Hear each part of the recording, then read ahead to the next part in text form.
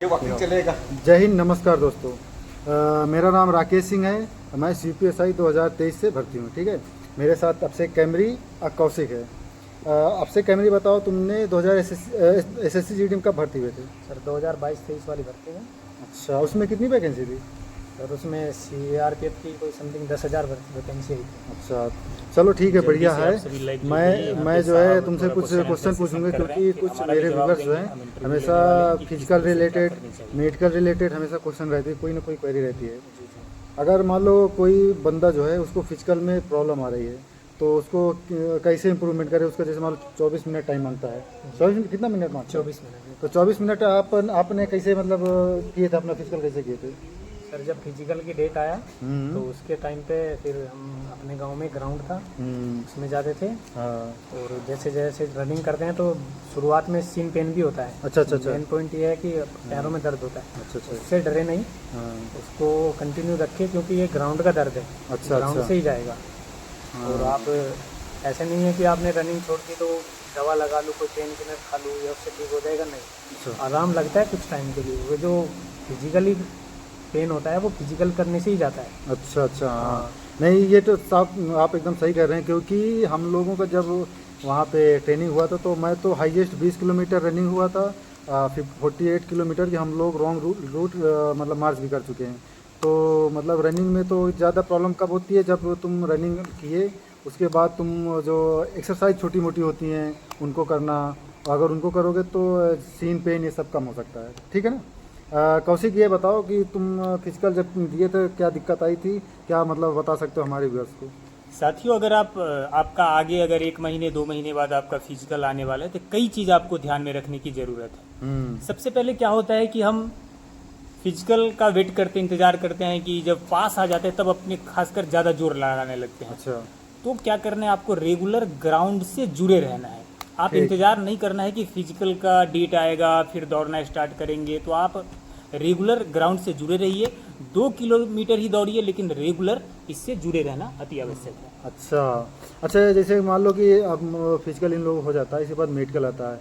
Medical तो मेरे हिसाब से वही बंदा फॉर्म भरता है जो मेडिकल भी फिट होता है, लेकिन फिर भी कुछ छोटी छोटी प्रॉब्लम आती है, जैसे कि कोई टैटू बनवा लिया, किसी का कलर ब्राइटनेस है, किसी का घुटने में वो देखा जाता है ना। बारी बारी एक एक करके पूछिए सर कि मतलब जैसे कलर ब्राइटनेस है, कलर ब्राइटनेस अगर है सर तो उसका आनुवंशिक रोग है।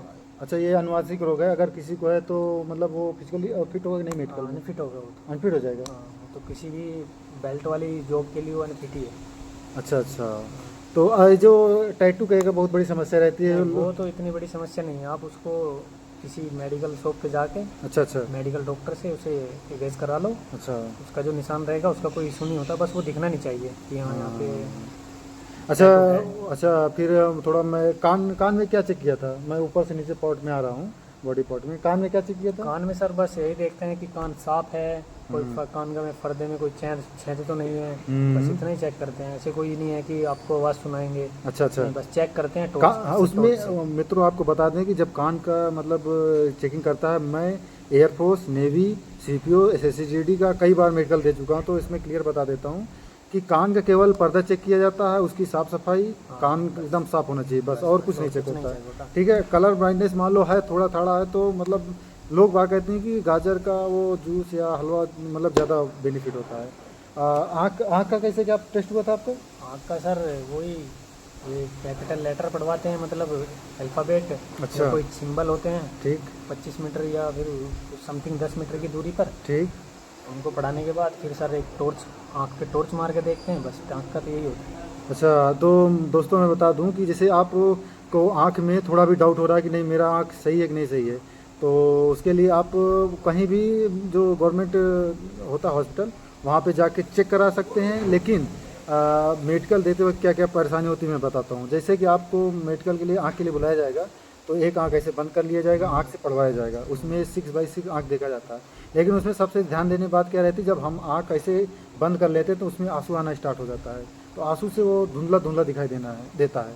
तो उसमें आपको ध्यान देना, जब आप आँख बंद करेंगे तो ये जो है आँख नहीं बंद करें, केवल इसमें केवल ये हाथ लगाएंगे, उसे ढके। केवल ढकना है। अगर आँख बंद करेंगे थोड़ा सा मतलब अंधेरा हो जाता है।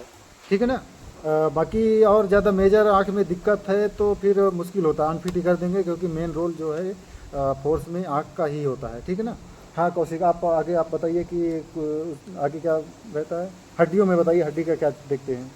देखिए, हड्डी से रिलेटेड जैसे अगर आपको हमारा क्या होता है कि सबसे पहले तो हमें अलर्ट रहना पड़ेगा। अगर आप SSCGD में जाना चाहते हैं, खासकर किसी भी फोर्स में, तो आप खासकर बाइक चलाते हैं, किसी भी ऐसी घटना से अलर्ट रहिए कि आपके साथ कोई ऐसी घटना ना हो।